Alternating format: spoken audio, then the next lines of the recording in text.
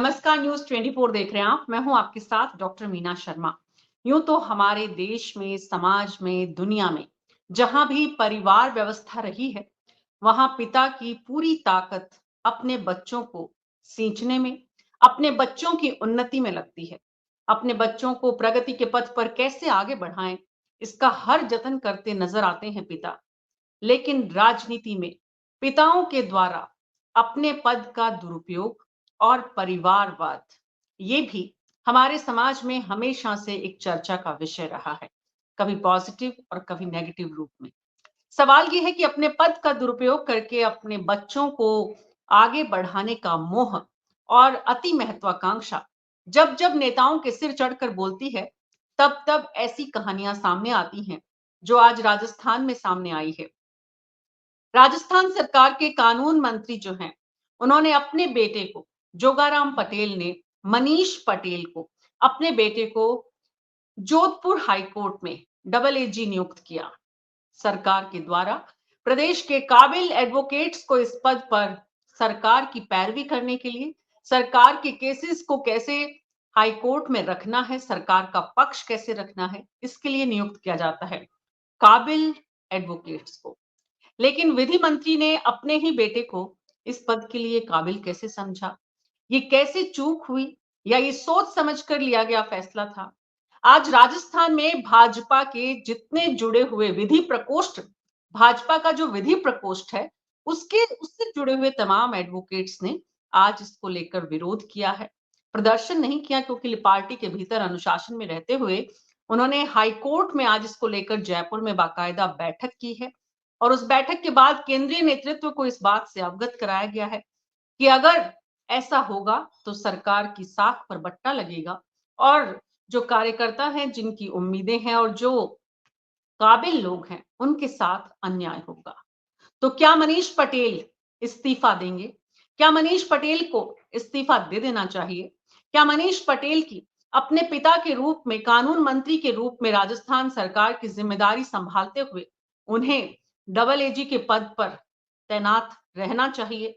उनकी नैतिक जिम्मेदारी क्या बनती है, और ये गफलत हुई कहां से? समझेंगे अगले 1 घंटे हमारे खास मेहमानों के साथ। हमारे साथ गोविंद चतुर्वेदी जी, वरिष्ठ पत्रकार इस वक्त जुड़े हुए हैं। महेश शर्मा जी, हाई कोर्ट में प्रैक्टिस करते हैं, सीनियर एडवोकेट हैं, हमारे साथ हैं। और भी पार्टी के प्रवक्ता और वरिष्ठ पत्रकार लोग जुड़ेंगे, लेकिन शुरुआत में आपसे करना चाहूंगी महेश शर्मा जी। जुड़ चुके हैं अब लगभग सभी लोग। संगीता परिक्रमा जी हमारे साथ जुड़ी हैं जोधपुर से।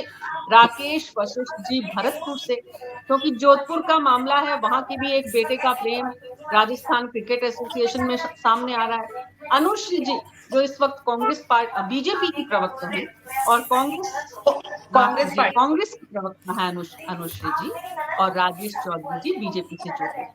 आप सभी का बहुत बहुत स्वागत है।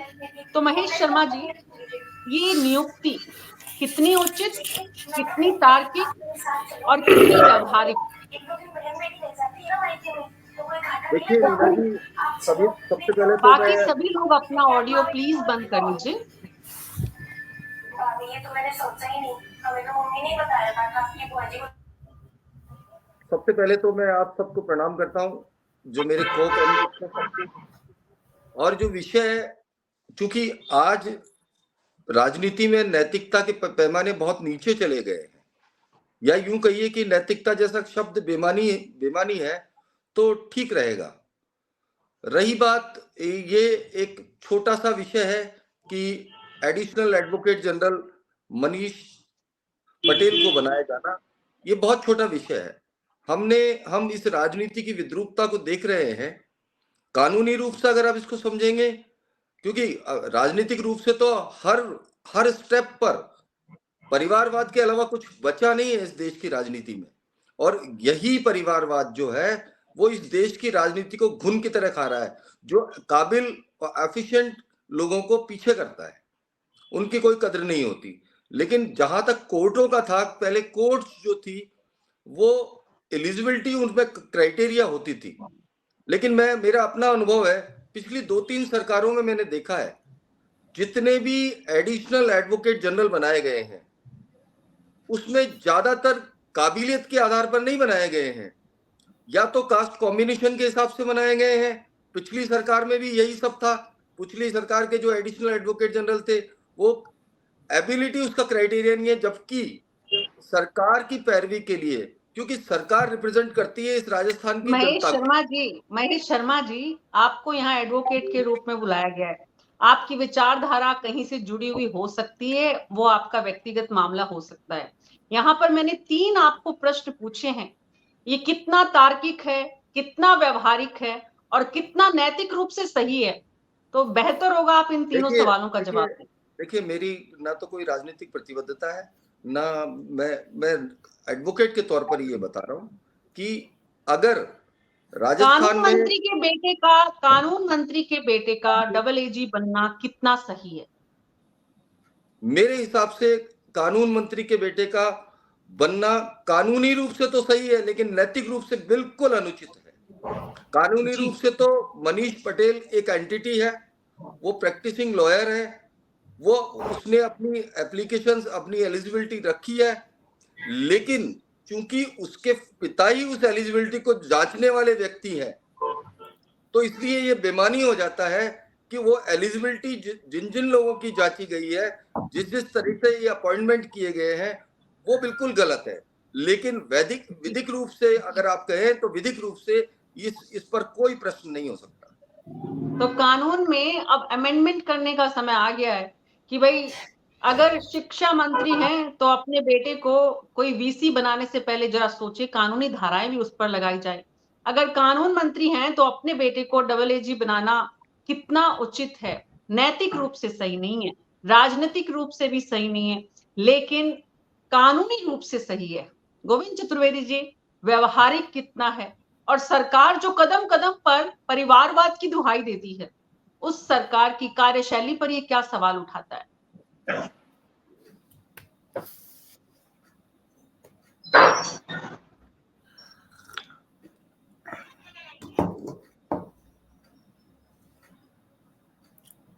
गोविंद जी, अपना ऑडियो ऑन करिए प्लीज।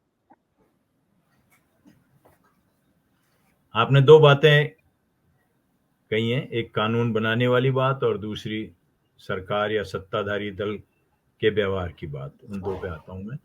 कानून बनाने की जहां तक बात है, मुझे नहीं लगता कि कानून बनाने की ऐसे मुद्दों पे कोई जरूरत है।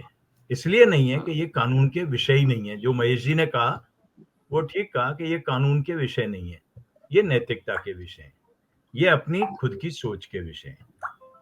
तो अगर कानून की हम बात करें तो कानून नहीं है, लेकिन ये विधानसभा की, हमारे सारे साथी जानते होंगे, एक परंपरा है कि जो भी विधायक जिस भी फील्ड से होता है, जिस भी प्रोफेशन से होता है, आमतौर पर वो विधानसभा में उससे जुड़े इश्यूज या डिबेट्स में बहुत कम पार्टिसिपेट करता है या ऐसे इशू नहीं उठाता जिसमें कि उसको खुद को फायदा होता हो।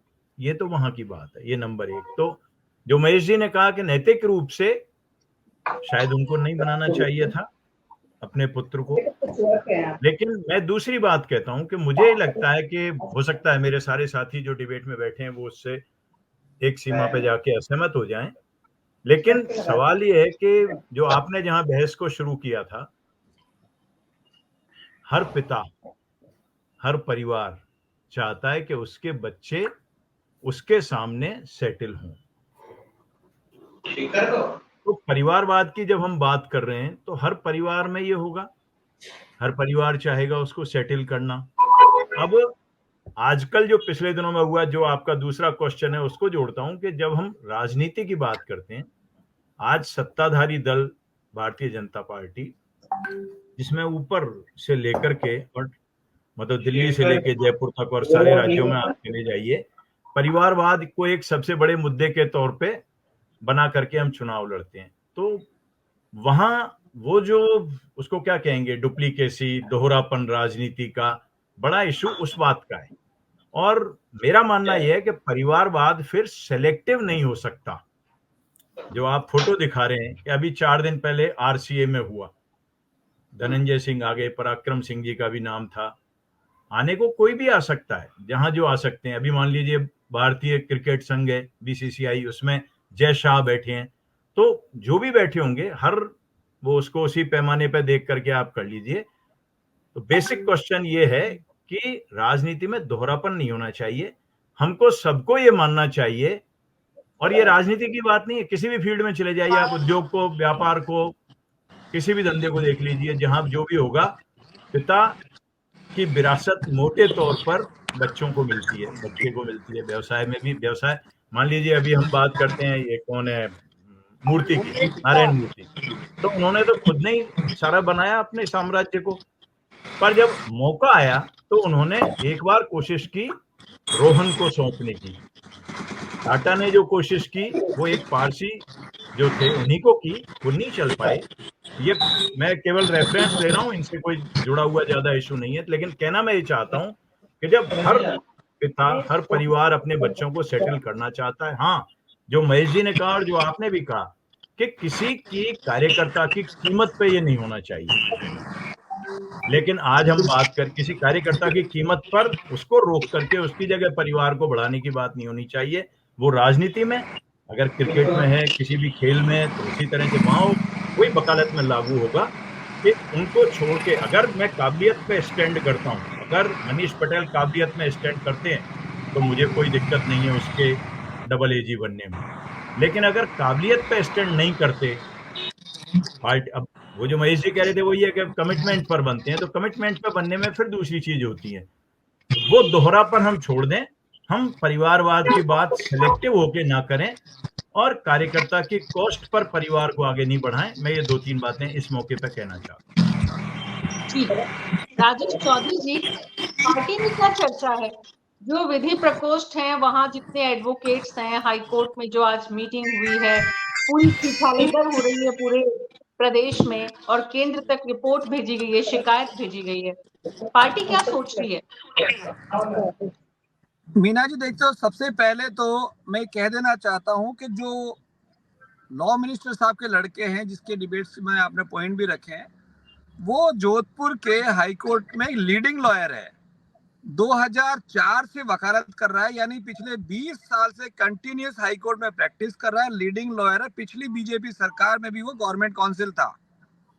तो ये कोई अपन ये नहीं कह सकते कि भाई उसे इस बात का दंड मिले कि वो एक लॉ मिनिस्टर का बेटा, विधि मंत्री का बेटा, वो एक लीडिंग लॉयर, और केवल इसमें मुझे जैसा लगता है कि इसमें कोई लॉ मिनिस्टर साहब ने सिफारिश नहीं की है, सरकार ने उसकी काबिलियत देख के लिए, उसकी वकालत को देखते हुए उसे डबल एजी बनाया है।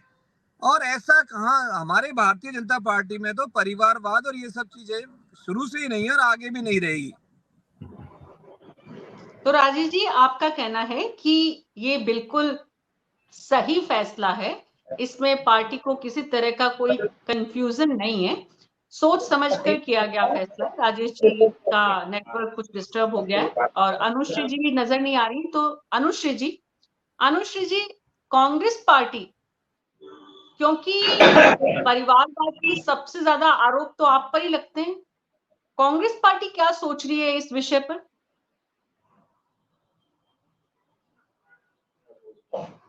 अनुश्री जी का नेटवर्क में कुछ परेशानी है। राजेश चौधरी जी भी वापस जुड़े, तब तक भरतपुर चलते हैं। राकेश वशिष्ठ जी, ये बीजेपी की भजनलाल सरकार में पुत्र मोह का ये पहला मामला नहीं है कि जोगाराम पटेल ने अपने बेटे को यहाँ पर डबल एजी बनाया है। राजस्थान विधानसभा में हम सुनते हैं कि राजस्थान विधानसभा में जो इस वक्त वासुदेव देवनानी विधायक जो स्पीकर हैं, लगभग उनका सारा काम उनके बेटे उनके दफ्तर में आकर करते हैं, और पूरा विधानसभा का सचिवालय इस बात से परेशान है, यहाँ तक कि सचिव महोदय विधानसभा के, कि काम कैसे होगा विधानसभा का, क्योंकि वासुदेव देवनानी की जगह उनके बेटे किसी भी रूप में वो वहां पर काम करने के लिए अधिकृत नहीं है, लेकिन उनका सारा समय वही निकलता है। ये बात सिर्फ वासुदेव देवनानी की नहीं है। आप देखिए, अभी भजनलाल जी पूरी कैबिनेट और संगठन के लोगों को लेकर अयोध्या गए, वहां पर उनके साथ सबसे आगे उनके बेटे नजर आए। अपने बेटे को वो लगभग हर जगह साथ रखते हैं। उनके बेटे से मिलने कलेक्ट्रेट में खुद कलेक्टर आए, सर्किट हाउस जब वो गए भरतपुर में, तो कलेक्टर उनसे मिलने के लिए आए। इतना ही नहीं है, गजेंद्र सिंह खींवसर के बेटे को राजस्थान क्रिकेट एसोसिएशन का कार्यवाहक अध्यक्ष बना दिया गया है। राजेंद्र सिंह के बेटे खुद क्रिकेट में आना चाह रहे, राजेंद्र सिंह राठौड़ के। सवाल ये है कि ये जो बेटों के प्रति मोह है इस सरकार का, अगर इसी तरह से चलता रहा तो राकेश जी, क्या भजन लाल जी के लिए, मुख्यमंत्री के लिए ये स्थितियां ठीक है? मैं आपकी बात से पूरी तरह सहमत हूँ मीना जी, और ये बात सही है। हम पत्रकारों के बीच में ये चर्चा भी हुई कि जिस दिन collector, Bharatpur collector circuit house में इनके जो भजन लाल जी के बेटे कुणाल शर्मा से मिलने के लिए गए और 2 घंटे 2.5 घंटे इनकी बातचीत वहाँ हुई। ये भगवान जाने क्या बातचीत हुई, क्या नहीं हुई, क्योंकि पत्रकार थोड़ी बाल में से खाल निकालते हैं। उन्होंने कलेक्टर के ऑफिस में भी फोन करके पूछा कि कलेक्टर साहब कहाँ गए, के साथ सर्किट हाउस गए। तो ये बात जो सर्किट हाउस में होती है, तो यहाँ नैतिकता की दृष्टि से और राजनीतिक दृष्टि से इसे अच्छा नहीं कहा जा सकता। दूसरी बात यह, अगर इस तरह मुझे जो जानकारी है, उनके बेटे भरतपुर में ही जो उनका रेजिडेंस है वहाँ पर ऑफिस चलाते हैं। मैं एक दो उधर होकर निकल रहा था तो मैंने देखा था कई 15-20 लोग कुर्सियां लगा करके वहाँ बाहर गले में वो केसरिया दुपट्टा डाल करके बैठे हुए थे। बाहर पुलिस की गार्ड लगी हुई थी, गाड़ी में बैठी हुई थी, सारे कर रहे थे। तो मैंने पूछा, वहां तो नहीं रुका, मैं पर्चे थे कहाँ पे। तो जब मैंने पत्रकार से पर्चा की, बोले साहब वो सारे पत्रकार जो है जाते हैं, कार्यकर्ता वहां पर जाते हैं, सारी बातचीत करते हैं। राजनीतिक दृष्टि से भाजपा की जो तरीका है काम करने का, उसकी दृष्टि से सभी ये लोग प्लीज अपना ऑडियो ऑफ कर लीजिए ताकि राकेश जी को ठीक से सुन पाए। जी राकेश जी कंटिन्यू करें। इसको बिल्कुल उचित नहीं कहा जा सकता। और अगर ऐसा, क्योंकि लोग बाग करते तो हैं पुत्र मुंह में सारे काम जो भी इस तरह के होते हैं, चाहे जोगाराम जी वाला, पटेल वाला, चाहे जोगाराम जी पटेल ने अपने बेटे का किया, वो नैतिक दृष्टि से केवल खिलाफ है। वो इसलिए क्योंकि वो खुद ही अपॉइंटमेंट अथॉरिटी हैं, उन्होंने किया है। क्योंकि ये जो पद हैं जितने एडिशनल एडवोकेट जनरल, जिला स्तर पर पीपी, एडिशनल पीपी, हर कोर्ट में जो नियुक्त होते हैं 5 साल पर, वो एक तरीके से राजनीतिक नियुक्तियां ही होती हैं जो उनकी तो ये राजनीतिक विचारधारा। राजनीतिक दृष्टि से भी, ये राजनीतिक दृष्टि से भी क्या उचित है? सवाल तो ये भी है राकेश जी, सिर्फ नैतिक दृष्टि की बात नहीं है। सरकार का पैसा मिलता है, सरकार का मतलब जनता के टैक्स पेयर्स का पैसा मिलता है डबल एजी को, और वो अगर खुद विधि मंत्री अपने बेटे को अपॉइंट करते हैं तो ये राजनीतिक दृष्टि से सही है? नहीं, बिल्कुल गलत। मैं खुद ही कह रहा हूँ इस बात को। अगर वो खुद अपॉइंटमेंट अथॉरिटी नहीं होते और एक राजनीतिक कार्यकर्ता, वो बीजेपी के आइडियोलॉजी के होते, अच्छे वकील होते, नियुक्ति होती, उसमें कोई गुरेज नहीं था। होना भी चाहिए, चाहे पार्टी, चाहे कांग्रेस हो, चाहे बीजेपी हो, अपने कार्यकर्ताओं को ऐसी पोस्टों पर सम्मानित करने का प्रयास करती है और करती भी है, और करना भी चाहिए। जो छोटे स्तर के नेता हैं, वो जो कार्यकर्ता है, उनको कहाँ आप संतुष्ट करेंगे। जहां तक आपके भजन लाल जी वाला सवाल है, कि मैं नहीं समझ पा रहा कि ऐसा क्यों हो रहा है। तो भजन लाल जी को मैं व्यक्तिगत रूप से काफी जानता हूं। तो अभी तक अपने घर का दफ्तर ही संभलवा रहे हैं, इस तरह से नजर नहीं आए जैसा कि ये मामला। लेकिन हाँ, राम मंदिर जब जाते हैं और पूरी कैबिनेट और संगठन के लोग हैं वहां पर भी बेटे उनके साथ नजर आते हैं तो सवाल उठता है। और बीजेपी में ऐसे सवाल उठाने वालों की कमी नहीं है, राजेश कटारा जी इसको बेहतर जानते हैं। सवाल ये है कि ये कितना सही है। राकेश जी, मैं आपके पास वापस आऊंगी। मैं श्याम सुंदर शर्मा जी के पास जाना चाहूंगी। श्याम सुंदर शर्मा जी अजमेर से आते हैं और अजमेर से ही वासुदेव देवनानी इस वक्त राजस्थान विधानसभा के अध्यक्ष हैं। श्याम जी, आपको भी खबरें होंगी कि विधानसभा का सचिवालय इस वक्त वासुदेव देवनानी नहीं बल्कि उनके बेटे चला रहे हैं। अब देखिए, विधानसभा में तो सर्वाधिकार होता है विधानसभा अध्यक्ष को। उसके खिलाफ अगर कोई बोलता है तो कंटेम लग जाता है, वो तो बुला करके कई चीजें हो भी सकती, कर सकते हैं। लेकिन जिस तरह की नैतिकता के आधार पर जो रखनी चाहिए, अब देखिए राजेश जी बड़े आराम से करें, योग्य है। आप शपथ लेते हैं मंत्री की और उसको क्या कहते हैं, आपने शपथ के अंदर क्या कहा है कि मैं कोई मामला योग्य नहीं कहा, मैंने योग्य नहीं कहा, मैंने ये कहा कि अपॉइंटमेंट नहीं, आप तो राकेश जी और राजेश जी की करना गलत है। मैं राजेश जी मैंने कहा आपकी बात, मैं राजेश जी के लिए कह रहा हूं, मैं आपकी बात नहीं कर रहा। अच्छा। क्योंकि राजेश जी ने कहा कि बिल्कुल विधि विधेय के अनुसार सही तरीके से उनको योग्य थे, इसलिए उनको नियुक्ति दे दी गई। लेकिन जब मंत्री पद की शपथ लेते हैं तो उसमें देखिए शब्दों का क्या उपयोग होता है। मैं निष्पक्ष रहूंगा, कोई मामला मेरे अधीन आएगा तो मैं क्या करूंगा, तो मामला वही आया उनके लड़के का, उनने निष्पक्ष होकर के काम नहीं किया, इसलिए नैतिकता के आधार पर इस्तीफा देना चाहिए। और नहीं तो केंद्रीय नेतृत्व को सोचना चाहिए कि ऐसे व्यक्ति को आखिर अपने बेटे को अगर वो नियुक्ति देगा तो फिर वो क्या करेगा।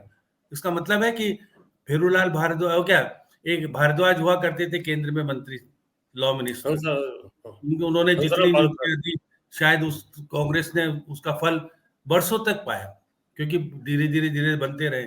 अब देखिए मैं कह रहा हूँ कि ये तो हंसराज भारद्वाज जी थे लॉ मिनिस्टर।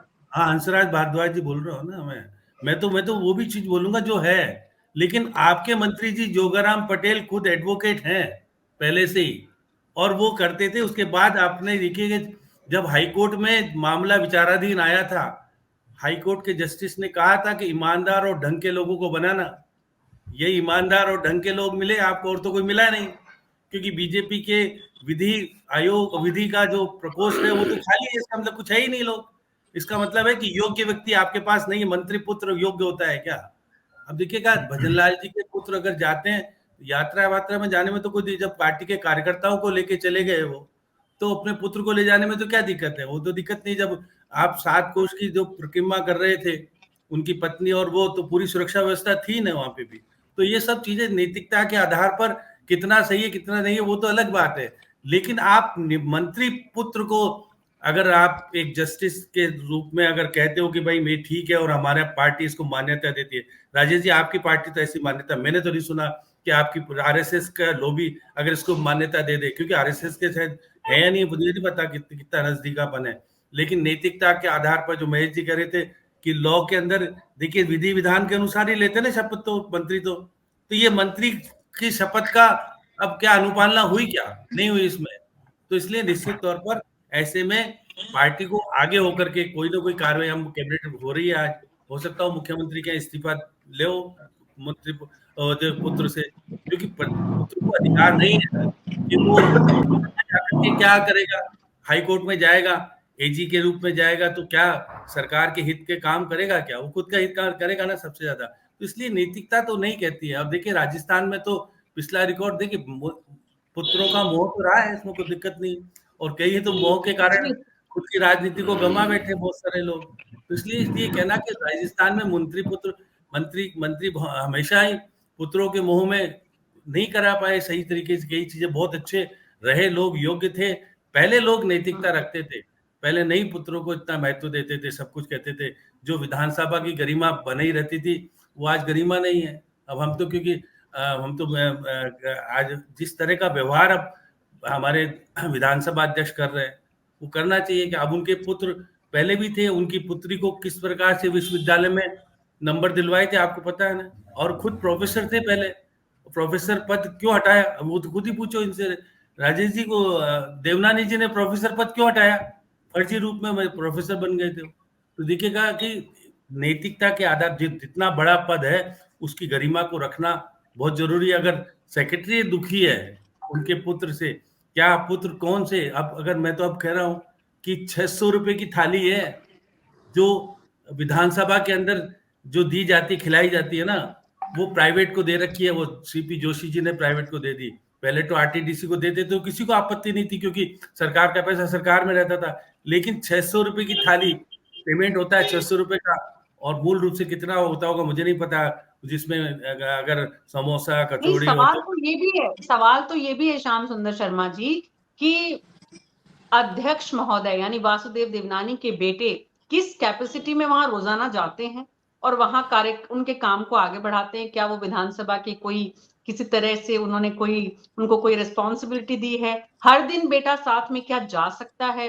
क्या वो स्टाफ से और सचिव स्तर के लोगों से बात करने के लिए अधिकृत है? और क्या करना चाहिए? राजेश चौधरी जी जरा सोचिएगा पार्टी के मंच पर इस बात को भी। अभी मैं पार्टी से अलग हो गए, अब पार्टी के तो रहे नहीं वो, क्योंकि वो तो विधानसभा अध्यक्ष तो सर्वा खुद ही होता है और उसके खिलाफ कोई कार्रवाई कर नहीं सकता। वो कार्रवाई तो वही कर सकते हैं। इसलिए ये बार बार बात आ रही है उनके पुत्र का कितना वो न्याय संगत है, कितना वो महत्व देते हैं, क्यों देते हैं। ये तो कोई पुत्र को तो क्यों महत्व देगा? देखिए खुद इतने सक्षम होने के बाद, क्योंकि वो प्रिंसिपल रहे और उसके बाद भी अगर पुत्र को कह रहे हैं कि वो संभाले सारी चीजें, तो अलग बात है, क्योंकि उनकी प्रश्न चिन्ह पे, प्रक्रिया पे कोई प्रश्न चिन्ह लगाता ही नहीं सकता है ना। विधानसभा अध्यक्ष का अपना अधिकार है, वहां अंदर जाओगे तो उसकी अनुमति से जाओगे। तो वो उनके साथ तो जा सकते हैं, वो तो क्योंकि उनके पुत्र है, तो जाना आने में तो कोई आपत्ति नहीं। लेकर सचिव अगर शिकायत करता है इस बात की कि मेरे काम में गलत इंटरफेयर हो रहा है, यदि सब ये जब इतना साहस किस सचिव का होगा और क्या करना चाहिए और क्या कर पाएंगे, वो तो ये एक अलग सवाल है, उस पर हम बाद में चर्चा का विषय आ गया ना, बाहर चर्चा का विषय आए तो कोई ना कुछ तो होगा। आप और हम चर्चा कर रहे हैं तो इसका मतलब कुछ ना कुछ तो है। निश्चित रूप से पूरे विधानसभा का सचिवालय, सचिव का जो दफ्तर है वो परेशान है, समझ में नहीं आ रहा कि करें क्या, लेकिन कोई कैसे बोले, क्योंकि विधानसभा अध्यक्ष से ज्यादा वहां पर उनके बेटे जो हैं वो काम करते हैं। आरसीएम, राजस्थान क्रिकेट एसोसिएशन में इस प्रदेश के चिकित्सा मंत्री के बेटे को कार्यवाहक अध्यक्ष बनाया गया है। अनुश्री जी, आपकी स्थिति है कि आप बोल नहीं सकते क्योंकि पहले मुख्यमंत्री के बेटे आरसीएम में थे, लेकिन जिस तरह से इस प्रदेश में अब यहाँ पर डबल एजी का अपॉइंटमेंट हो रहा है, विधानसभा सचिवालय जो है अध्यक्ष के बेटे चला रहे हैं, राजस्थान क्रिकेट एसोसिएशन पर अब चिकित्सा मंत्री के बेटे का कब्जा होने जा रहा है, कैसा लग रहा है आपको अब ये सब देखकर? देखिए, मैं आपको बता दूं मीना जी, भारतीय जनता पार्टी दोहरी बातें करती है। एक तरफ तो बोलती है कि हम कार्यकर्ता को आगे बढ़ाते हैं, इन्होंने हमारी पार्टी का भी विरोध किया परिवारवाद को लेकर, लेकिन मैं आपको एक बात बता दूं, ये तो जो सीधा नियुक्तियां कर रहे हैं कानूनी रूप से निश्चित सही हो सकती है, लेकिन जो नैतिक रूप से है और जो सीधा अपॉइंटमेंट्स हो रहे हैं, जो खुद के पावर के अपॉइंटमेंट्स है, डिफरेंस होता है कि एक नेता का लड़का अगर दूसरा चुनाव लड़ता है तो उसको तो वो जनादेश होगा, हार या जीत जनता के हाथ में होती है, लेकिन आप खुद की पावर का यूज करके और खुद ही आप उसको अपॉइंट कर रहे हो, वो कहीं ना कहीं गलत है। तो इस तरीके की जो दोहरी बातें भारतीय जनता पार्टी के सामने आ रही है, आज आप और मैं भी चर्चा कर रहे हैं और बाकी जनता भी सब समझ रही है कि किस तरह से भारतीय जनता पार्टी शासन कर रही है। जी, समझ रहे हैं सब, कर क्या रहे हैं कांग्रेस पार्टी, मेरा सवाल ये था। वापस आऊंगी आपके पास, जोधपुर चलते हैं संगीता परिक्रमा जी के पास। संगीता जी, जोधपुर में किस तरह की चर्चाएं हैं, क्योंकि आग तो वहां से निकली है, अब धुआं पूरे प्रदेश में उठ रहा है। इसको लेकर यहाँ की जो वकील है या उनमें तो ज्यादा इतना खुलकर कोई नहीं बोल रहा है कि मामला कानून मंत्री से है और वो जोधपुर से है, तो इतना बड़ा विरोध और यहाँ तो नहीं हो रहा। अंदर खाने जो संगठन है वकीलों के, वो थोड़े अंदर उनकी चल रही है बैठक वगैरह कि विरोध किया जाएगा, अभी तक ऊपर कोई नहीं आया।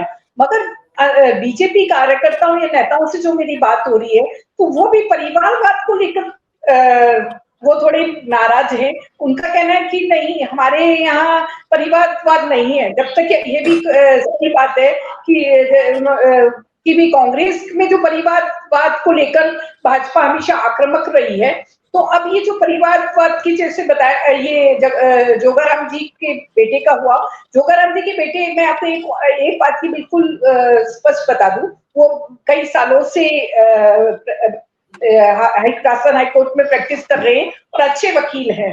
मगर सवाल वो ये है कि भाई आपके कानून मंत्री ही अपने बेटे को एजी बना रहे हैं, तो जो दूसरे जो दावेदार हैं या जो बनना चाहते थे, उनके साथ एक तरह से धोखा वो हो गया। उनको बुरा लग रहा है कि आप अपने ही बेटे को बनाकर हमारी बारी आनी चाहिए थी, वो छीन ली गई है। तो उसमें बीजेपी जो पांडित जो वकील हैं, उनमें बिल्कुल निश्चित रूप से नाराजगी है। तो ये मेरे हिसाब से ये है कि नैतिक रूप से ठीक नहीं हुआ है और अभी तक तो खुलकर कोई नहीं आ रहा है, मगर इसको लेकर अंदर चल रहा है तो जरूर लोग खुलकर बोलेंगे। इससे कुल मिला के ये कि डिस्कशन हो रहे हैं भीतर खाने। जोधपुर के दो मामले हैं, गजेंद्र सिंह खीमसर के बेटे भी राजस्थान क्रिकेट एसोसिएशन के कार्यवाहक अध्यक्ष बना दिए गए हैं। हालांकि खेल मंत्री बीजेपी के ही इस बात से बड़े नाराज हैं, राज्यवर्धन सिंह राठौड़, दोनों राजपूत हैं, लेकिन कार्यवाहक अध्यक्ष के बनने से राज्यवर्धन सिंह बड़े नाराज हैं और वहां पर अभी तक आरसीए में ताला लगा हुआ है। खेल जो मंत्रालय है राजस्थान का, उन्होंने लगाया है, ताला खुल नहीं रहा है अभी। तो एक ही पार्टी के भीतर टसल तो शुरू हो गई है।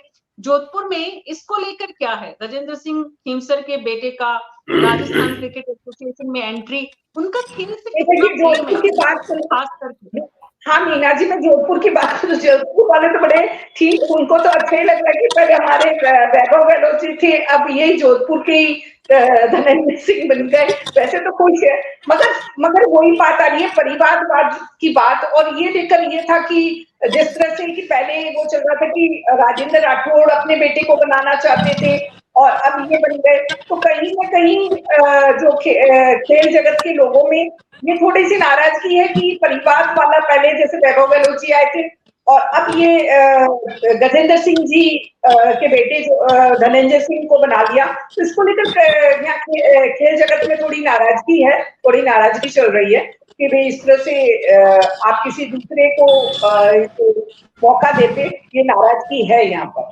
जी। तो दोनों मुद्दों पर नाराजगी है अजमेर में अभी, क्योंकि विधानसभा के भीतर सब कुछ चल रहा है और विधानसभा के भीतर बड़े बड़े पत्रकारों को खुश भी कर दिया जा रहा है। हालांकि जो कमेटी बनी है वो एक अलग विषय, उस पर फिर कभी बात करेंगे। जो विषय मेन है उसमें आज पत्रकारों की कमेटी वासुदेव देवनानी जी ने बनाई है, लेकिन सवाल ये है कि वाकई में जिस तरह से पुत्र मोह इस सरकार पर हावी है, वो इस सरकार को कहां ले जाएगा और केंद्रीय नेतृत्व इस पर कैसे रिएक्ट करेगा। महेश शर्मा जी बोलिए, बहुत देर से आप इंतजार कर रहे हैं, कुछ कहना चाह रहे हैं।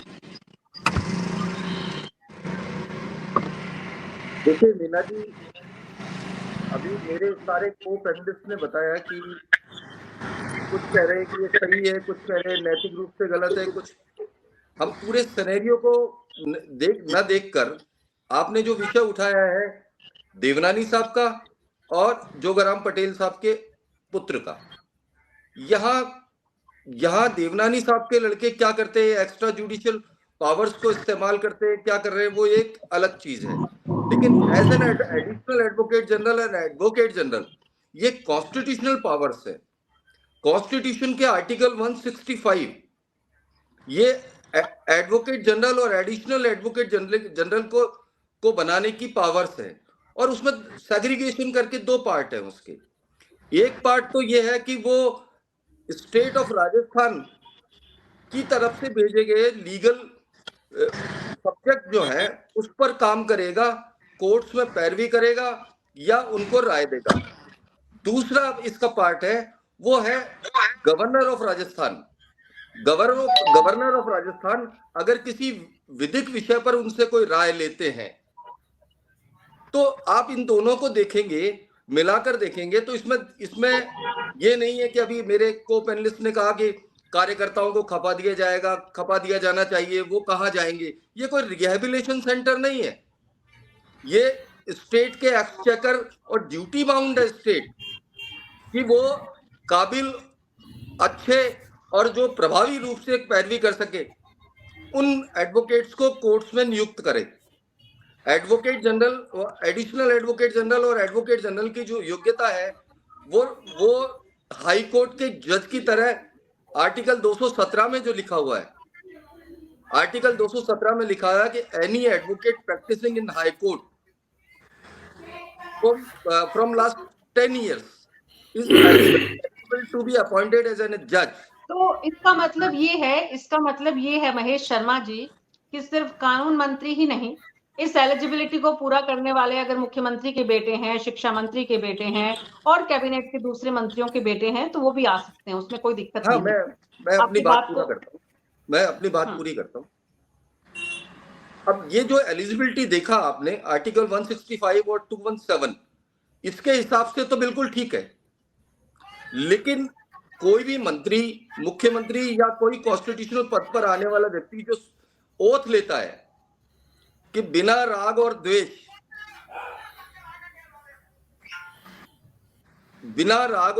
के मैं अपनी चीज को डिस्चार्ज करूंगा, यहां तो अनुराग साफ दिखता है, यहां तो निश्चित रूप से अनुराग दिखता है। और दूसरी चीज ये है कि कॉन्स्टिट्यूशनल रिक्वायरमेंट है वो एलिजिबिलिटी है, कॉन्स्टिट्यूशनल रिक्वायरमेंट है। क्या आप अपेक्षा करते हैं कि किसी राजनीतिक समझ के व्यक्ति को राजस्थान के गवर्नर अगर किसी चीज पर एडवाइस लेंगे तो वो देने में काबिल होगा? तो आप एबिलिटी को रिहेबिलिटेशन सेंटर के तौर पर मानना, जो क्योंकि आजकल पॉलिटिकल कल्चर हो गया है कि अगर जो क्रिकेट नहीं खेलता वो क्रिकेट का अध्यक्ष होगा। लोढ़ा कमीशन बना था और लोढ़ा कमीशन ने क्रिकेट के लिए बहुत सारे प्रोविजंस किए उन्होंने, उन्होंने कूलिंग ऑफ पीरियड बनाया, सारा चीजें की, लेकिन वही गंदगी आज भी सब जगह प्रेसिपिटेट कर रही है। आप कोई एक जगह नहीं है। यहाँ जो जोगाराम जी पटेल साहब के बच्चे का जो सवाल है, वो हाईकोर्ट के लॉयर हैं, 10 साल से अधिक की उनकी वकालत है, वो अच्छे वकील हैं।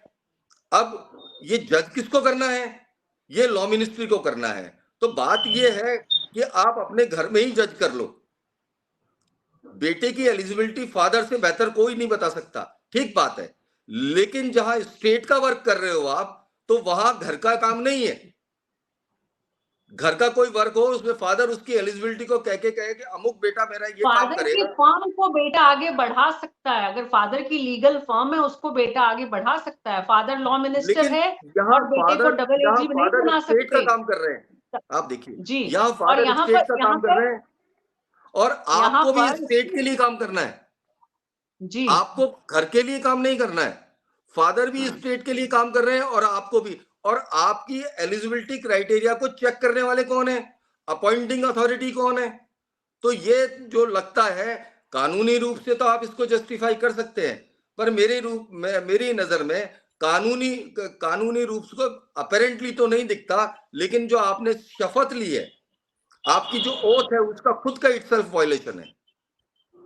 उल्लंघन है उसका। जिस पद की आपने शपथ ली है उसका उल्लंघन है, उस शपथ का उल्लंघन है।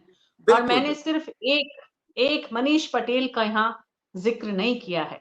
सवाल ये है कि इस वक्त इस प्रदेश के मुख्यमंत्री अपने बेटे के प्रेम में हैं, इस प्रदेश के विधानसभा के अध्यक्ष अपने बेटे के प्रेम में हैं, चिकित्सा मंत्री और कानून मंत्री, ये 4 तो उदाहरण हमारे सामने खुलकर आ रहे हैं। और खुलकर जिस रूप में आ रहे हैं, फोटो खिंचवाना राम मंदिर जाकर अयोध्या में बेटे के साथ कोई गलत नहीं है, लेकिन कलेक्टर का बेटे से मिलने पहुंचना कितना सही है, ये राकेश जी ने बताया है। सवाल ये है कि वासुदेव देवनानी अपने बेटे को रोज विधानसभा लेकर जा सकते हैं, लेकिन वहां के कर्मचारियों के साथ उनका आदेश देना बेटे का कितना उचित है? फाइलें दिन भर देखना, वहां पर इंस्ट्रक्शन देना कितना सही है? डिसीजन लेने में अपनी बात को रखना कितना उचित है? सवाल ये है। और सवाल ये है कि जब चिकित्सा मंत्री हैं तो क्यों बेटे को यहाँ पर राजस्थान क्रिकेट एसोसिएशन में लाया गया? और अगर सब कुछ सही है तो फिर राज्यवर्धन सिंह राठौड़ खेल मंत्री ने ताले क्यों लगवा दिए? राजेश कटारा जी,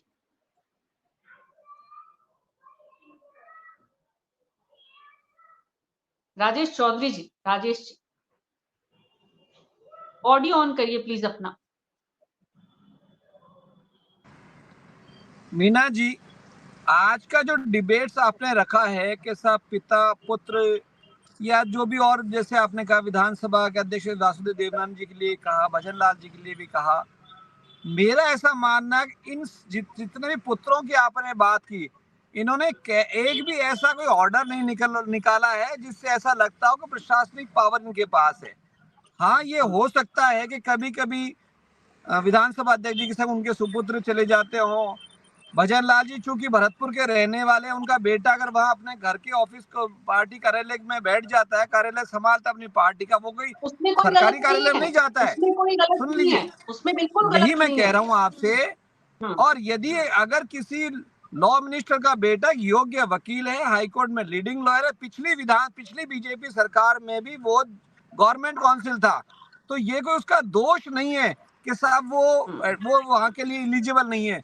अगर जैसे अभी महेश जी ने बताया, आर्टिकल 165 में प्रोविजन है कि जो 10 साल की जिसकी वकालत है वो डबल एजी बन सकता है। उस मनीष पटेल की तो 2004 से एनरोल्ड है, 20 साल की वकालत है, लीडिंग लॉयर है। तो केवल इस कारण के साथ वो मंत्री पुत्र है, उस पर एलिगेशन लगाना मैं सोचता हूँ ये बिल्कुल गलत है। वो ये योग्य एडवोकेट है, इसलिए उसका अपॉइंटमेंट हुआ। राजेश जी, आप मानते हैं कि उन्हें बने रहना चाहिए, उन्हें इस्तीफा देने की कोई जरूरत नहीं है? ये सरकार का फैसला एकदम सही है। मुझे ऐसा लगता है मीना जी, बिल्कुल सरकार का फैसला बिल्कुल सही है, उन्हें बने रहना चाहिए। अगर ये कोई एडवोकेट कहीं और वकालत करते, कोई सेशन कोर्ट करते, या कहीं उनके हाई कोर्ट में लिस्टें नहीं लगती, लॉयर नहीं होते, तब तो समझ में आता है हाँ साहब नए नए एडवोकेट हैं और बना दिए। उन पे इस तरह का एलिगेशन नहीं है। उन पे एलिगेशन केवल इतना सा है वो मंत्री पुत्र है, ये बिल्कुल गलत बात है। इसका मतलब तो कोई भी मंत्री हो चाहे मुख्यमंत्री हो अपने परिवार को बिल्कुल साइड में कर दे, अगर वो योग्य है तो उनको कोई नियुक्ति नहीं हो, ये बिल्कुल गलत बात है। जी बिल्कुल ठीक है, आपकी बात को ही सही मानते हैं। अनुश्री जी, ये सब कुछ जो बीजेपी इस वक्त कर रही है वही सब कुछ कर रही है परिवारवाद जिसका आरोप आप लोगों पर लगता है। आप लोग परिवारवाद को बेहतर करीब से जानते समझते हैं क्योंकि इतने आरोपों को झेल रहे हैं। आपको भी लगता है कि इस्तीफा देने की जरूरत नहीं है, या फिर मनीष पटेल के इस्तीफे को लेकर पार्टी कुछ करेगी, करना चाहिए पार्टी को? ऑडियो ऑन करिए अनुश्री जी। जी मीना जी, मैं बता रही हूँ कि जो इन्होंने हमारे पे आरोप लगाए और जो ये खुद कर रहे हैं इनमें डिफरेंस है।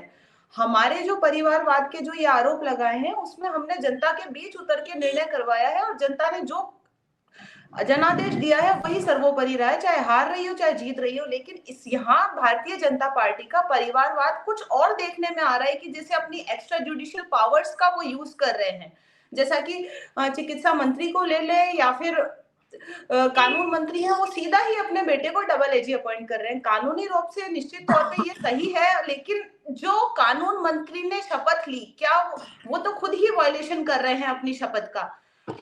इस्तीफा देना नहीं देना इनका निर्णय है, लेकिन कहीं ना कहीं ये गलत है, क्योंकि और जो वकील है या जो विधि प्रकोष्ठ है, क्या उन लोगों में कोई कमी रह गई थी कि इस तरीके से खुद की एक्स्ट्रा जुडिशियल पावर्स का यूज करके सीधा ही उनको अपॉइंट करना, ये कहीं ना कहीं रूप से गलत है। जी, ये तो बता चुके आप। अब तो सवाल ये है कि क्या उन्हें अपने पद पर बने रहना चाहिए या उन्हें अपने पद से हटना चाहिए? कांग्रेस पार्टी इसको लेकर कुछ करेगी या देखेगी? जी देखिए, हाँ, इसके लिए तो हमारे आलाकमान जो है वो निर्णय लेंगे, लेकिन जो मैं खुद विचार करती हूँ उस पर आपको बता देना चाहूंगी कि मेरे हिसाब से अगर वो खुद सोचते हैं तो उनको इस्तीफा देना चाहिए, क्योंकि जिस तरीके से आरोप लग रहे हैं या फिर जिस तरीके की भारतीय जनता पार्टी की वो विचारधारा को लेके चलते हैं और हमारे पे ही जब ये आरोप लगाते आए हैं, यदि ये उस विचारधारा को कायम रखना चाहते हैं या फिर परिवारवाद की विचारधारा से हटना चाहते हैं तो फिर इनको इस्तीफा देना चाहिए। जी, अगर मगर किंतु परंतु बहुत सारे हैं। गोविंद चतुर्वेदी जी, आलाकमान बीजेपी का इस पूरे राजस्थान की तीन महीने की सरकार के कार्यकाल में एक तरफ तो 100 दिन का रिपोर्ट कार्ड बनेगा और दूसरी तरफ इस तरह से परिवार के बेटों को, जो क्योंकि ऐसा नहीं है कि पार्टी के भीतर इस बात को लेकर चर्चा नहीं है, पार्टी के भीतर से ही आग उठ रही है और दिल्ली तक जा रही है। दिल्ली शिकायत भी पार्टी के लोगों ने ही की है कि इसको देखना है। तो किस तरह से रिएक्ट करेगा केंद्रीय आला कमान?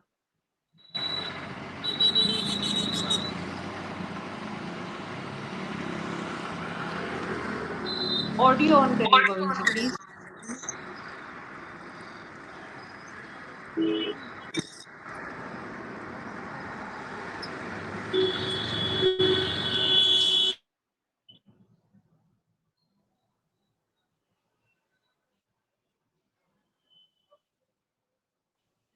गोविंद जी के इंटरनेट पे कुछ इश्यू है, वो जब तक कनेक्ट करते हैं। श्याम सुंदर शर्मा जी, यही सवाल आपसे लेती हूँ, बीजेपी का केंद्रीय आला कमान इसे उतनी ही आसानी से ले लेगा जितना इस वक्त राजेश चौधरी जी बोल रहे हैं?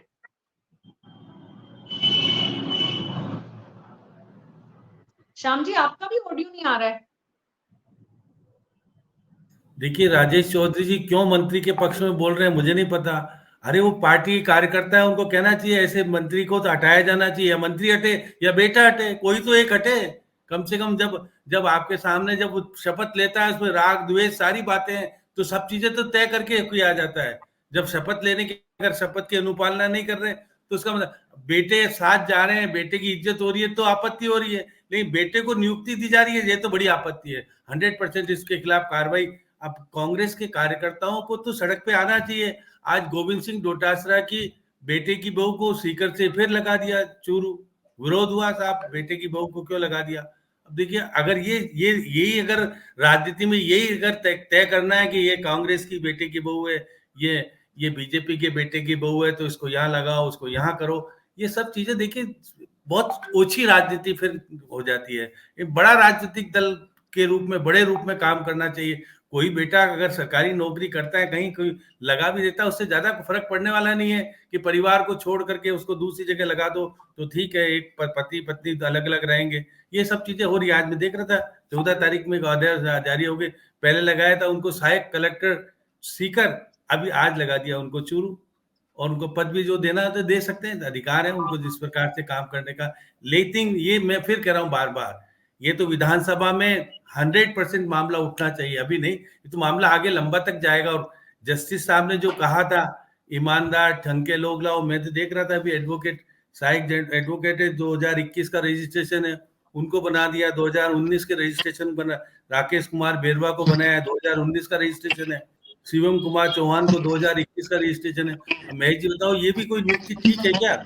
ये तो आप कह रहे थे कि अनुभवी होना चाहिए सब कुछ, नहीं, इतना कम अनुभव में सब कुछ हो जाता है, क्योंकि अब वो राजा है तो हम कुछ भी करेंगे। अब देखिए राकेश जी तो बड़े प्रिय मित्र हैं मुख्यमंत्री जी के, मुख्यमंत्री जी को सलाह भी दे सकते हैं कि देखिए उनके बेटे अगर वहां जाते, ये तो रघु शर्मा जी के बेटे जाते थे तो कलेक्टर रिसीव करने आता था, अब ये तो मंत्री के बेटे को रिसीव करता है। मुख्यमंत्री का बेटा तो निश्चित रूप से बड़ा होता ही है, उसमें दो राय नहीं है कि आप चाहे भले कुछ भी कहो, कलेक्टर की क्या हिम्मत है कि मुख्यमंत्री के बेटे को मना कर दे। और मुख्यमंत्री का बेटा अगर कलेक्टर में पहुंच जाए तो और उल्टी चीज हो जाए, घर पे मिलने जा रहा हो या सर्किट हाउस में मिलने जा रहा हो तो और चीजें अलग अलग तरह की चीजें बन जाती है। तो देखिए मुख्यमंत्री बहुत रहे, पहले भी रहे, ऐसी बात नहीं कि मुख्यमंत्री पहले मुख्यमंत्री बने जिनके बेटे को इज्जत मिल रही हो। देखिए क्या स्वीकृति मिलती है हमारे पूर्व मुख्यमंत्री जी, निश्चित रूप से नहीं चलनी चाहिए। गोविंद चतुर्वेदी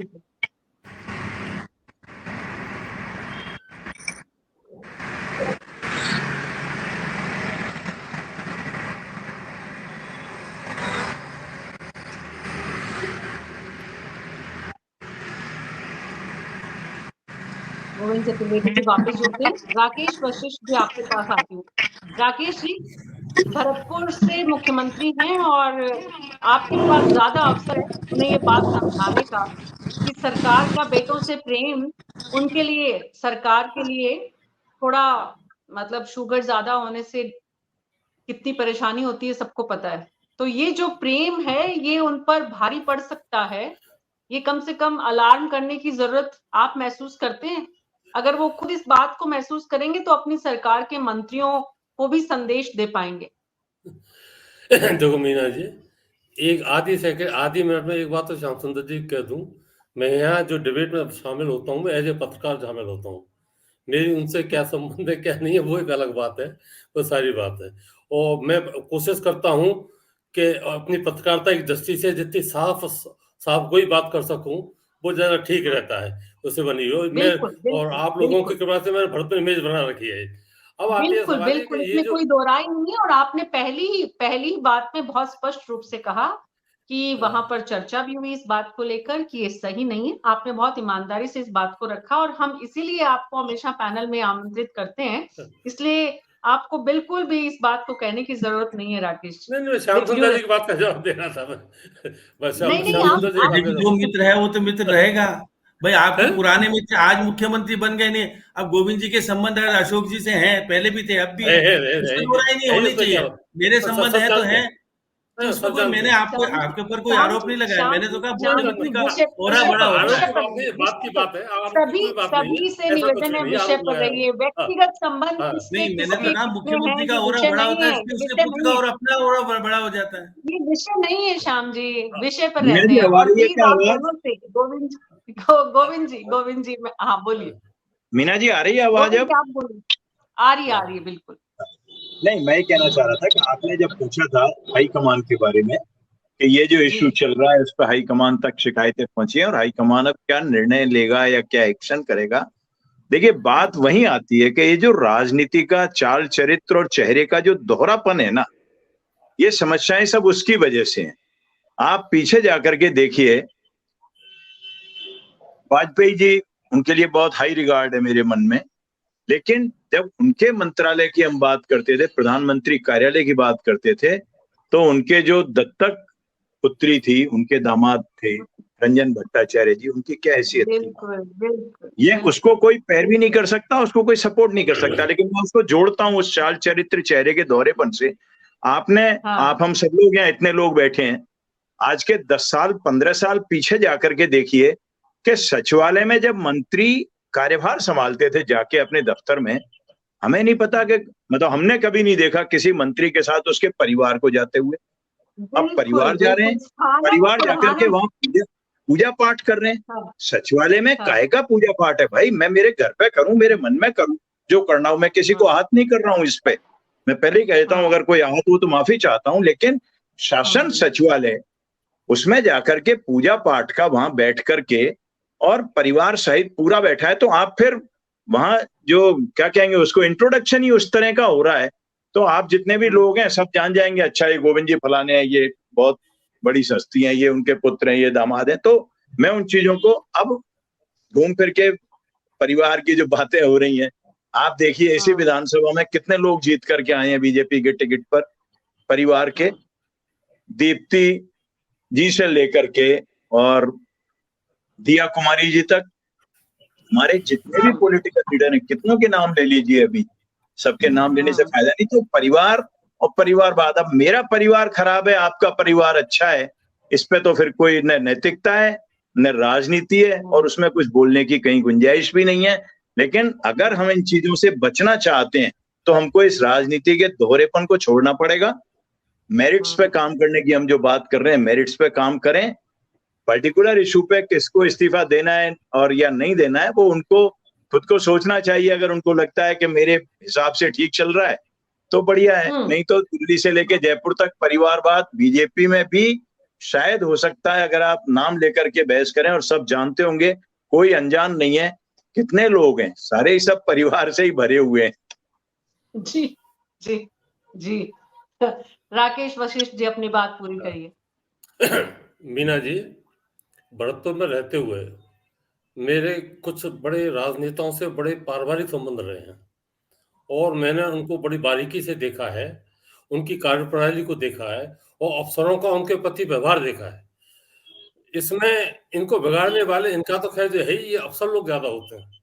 ये अपने पद को बचाए रखने के लिए, अपने हित के लिए खुद, बहुत कम ऐसे अफसर होते हैं जो इस बात को कह सके दबंगी से, नहीं आप आपसे कैसे मैं मिलने आऊं, क्या करूं, वो खुद ही घर पहुंच जाते हैं बात करने के लिए। हम लोग भी कभी कभी चौधाट कर लेते थे, इनके आधार बुझाते थे। तो राकेश जी आदमी, इनका पारिवारिक आदमी है, अगर इससे बिगाड़ लिया तो गड़बड़ हो जाएगी सारी बात। ये तो केवल इन लोगों को दोष देना ही ठीक नहीं है, इसके लिए आवश्यक है कि ये जो ब्यूरोक्रेसी है ना, जो ब्यूरोक्रेट बड़े बड़े बैठे हुए हैं, ये आम जनता के लिए तो हुआ बैठे हुए हैं, बात करने की उनको तमीज नहीं होती, लेकिन इनके सामने ऐसे रेंगते हुए जाते हैं कि आप इनसे कुछ भी करा सकते हैं, कुछ भी गलत से गलत काम हो सकता है। तो मेरा मानना ये है कि हालांकि मैं इस बात को, एक्ट को सही नहीं मानता, जो भजन लाल जी का बेटा यहाँ तक तो ठीक है, अपना ऑफिस चला रहा है, पार्टी उनका बेटा है, भरतपुर के सामाजिक सरोकार को निभाएंगे, शादी ब्याह में जाना है वो सारे काम करेंगे। अगर कोई किसी की समस्या है तो उसको भी कह सकते हैं, लेकिन ये बात थोड़ी गंभीर बात है कि कलेक्टर उनसे बात करने के लिए सर्किट हाउस जाए और वहां उनकी 1.5-2 घंटे तक बातचीत हो, सारी बातचीत हो। वो बात मैं समझता हूं कि पार्टी का हाईकमान भी पसंद नहीं करेगा इस बात को। और अभी तो शुरुआत है, 2-3-4 महीने हैं, हाँ 2-3-4 महीने हैं, अभी तो क्या शुरुआत है, अभी तो आपके चाय के प्याले में तूफान की स्थिति है, लेकिन जब मामला बढ़ेगा, इस तरह की घटनाएं बढ़ेंगी, तो आप निश्चित मानिए उनकी छवि पे तो असर पड़ेगा, लेकिन पार्टी हाईकमान की निगाह में भी उन पे वक्र दृष्टि पड़ सकती है, कुछ भी हो सकता है। क्योंकि भजन लाल जी को जो बनाया गया है ना, एक प्लेन पेपर के आधार पर बनाया गया कि इनका राजनीतिक जो भविष्य भूतकाल है बिल्कुल प्लेन है, इसमें कोई दाग धब्बा नहीं है। अगर इस तरह के एक छींटे पड़ने लग जाएंगे तो इनके लिए भी दिक्कत है, और पार्टी के लिए दिक्कत है, और सरकार के लिए भी दिक्कत है। जी, और पार्टी में उनके शुभचिंतक बहुत हैं जो समय समय पर ऐसी चीजें पहुंचाते रहेंगे आला कमान तक। तो ऐसे में उन्हें सोचना है, उन्हें ये सोचना है कि उन्हें अपना खुद का और अपनी सरकार का क्या साख बनानी है, उन्हें किस तरह की छवि बनानी है, किस तरह का संदेश देना है, और अपनी कैबिनेट के साथियों को राजनीति की शुचिता को कितना कायम करने में अपने साथ लेना है। तो निश्चित रूप से एक मिनट बात बता दूं जी, कि मैंने देखा है कि जब ये जो आह्वान इनके चारों तरफ रहता है, चाहे कोई भी मंत्री हो, चाहे एमएलए हो, चाहे एमपी हो, वो उसमें इतना अभिभूत रहता है कि उसको पता नहीं होता कि हो क्या रहा है। बिल्कुल, और दूसरी बात, सच्चाई कहने वाले लोग बहुत कम होते हैं, उनको डर लगता है हमारे नंबर कट जाएंगे अगर इनको सही बात कही। हाँ, और अगर कहेगा भी और तो वो उसको बुरा सच्चाई लगेगा। कहने वाले बुरे बहुत लगते हैं। हाँ, अब लगते हैं वो क्यों कहना चाहता है, और वो इतने आभा मंडल में रहता है कि वो आगे कुछ सोचते नहीं है। जब पद से हट जाते हैं तो एहसास होता है कि हुआ क्या, कैसे क्या हुआ। तो ये सबसे बड़ी जी। हमारी जो सिस्टम है ना, इसमें भी बहुत खामियां हैं। और वो मैं समझता हूँ अभी फिलहाल आप उम्मीद करें कि कोई राम राज आ जाए, ये हो जाए, वो उम्मीद कर नहीं सकते कि सरकार चाहे जी। कोई हो, कांग्रेस की भी सरकार हो, चाहे तो बीजेपी की राम आ सरकार गए हो, वही कहीं काफी ज्यादा है। कहीं कम। राम हाँ, आ गए, कहीं कम ज्यादा। राम आ हाँ, गए, राम वापस आ गए वही काफी है। राम राज्य की कल्पना हमें नहीं करनी चाहिए, लेकिन जो आज समाज है मीना जी राम गए कहाँ थे? राम तो थे ही ना, राम तो हमारे साथ थे ही, हमारे दिलों में थे, हैं, रहेंगे, हमारे में रहेंगे, हमारे पूर्वजों के थे, हमारी पीढ़ियों में रहेंगे। तो जिन्होंने भी बीजेपी का ये कैंपेन डिजाइन किया गया था, जिन्होंने भी राम आ गए, वो कटघरे में हमेशा रहेंगे। जब जब ये राम आ गए बोला जाएगा कि भाई राम गए कहाँ थे जो आप राम को वापस लाए। बहरहाल बहुत बहुत शुक्रिया आप सबका इस चर्चा में शामिल होने के लिए। हमारी कोशिश रहती है न्यूज़ 24 पर हर दिन कि समाज और सरकार में जो कुछ हो रहा है, उसमें जो खामियां हैं, उन्हें समाज और सरकार के सामने लेकर आए, ताकि सरकार अपनी आंख खोले और देखे आसपास जिस तरह के चाटुकार लोगों से घिरे रहते हैं। माफ कीजिएगा, लेकिन कड़वी सच्चाई है, क्योंकि पद का औरा इतना बड़ा होता है कि उन्हें कोई सच्चाई बताना नहीं चाहता है। अपने नंबर बढ़ाने के लिए मुख्यमंत्री जी या कैबिनेट मंत्री या विधानसभा अध्यक्ष या चिकित्सा मंत्री जो कुछ कर रहे हैं वो उन्हें सही ही दिखता है, और जब सही दिखता है तो सही फैसले होंगे कैसे? गलत काम होगा तो फैसले भी गलत होंगे। निश्चित रूप से मनीष पटेल को इस्तीफा देना चाहिए, नैतिक रूप से, व्यवहारिक रूप से, और सरकार की जिम्मेदारी जवाबदेही के लिहाज से। कब देते हैं ये देखना होगा, या फिर कानून मंत्री खुद इतनी अपनी जवाबदेही समझते हैं कि ये फैसला बहुत गलत हुआ, वो क्या इस्तीफा देते हैं? बहुत मुश्किल है। लेकिन राजनीति में शुचिता कायम करनी है तो राजस्थान सरकार को अभी से, जब उन्हें 100 दिनों का रिपोर्ट कार्ड पेश करना है, उससे पहले कटघरे में आए इन सवालों का जवाब ढूंढना होगा और इसका समाधान भी करना होगा। न्यूज़ 24 पर कल शाम 6 बजे फिर मुलाकात होगी। तब तक के लिए नमस्कार।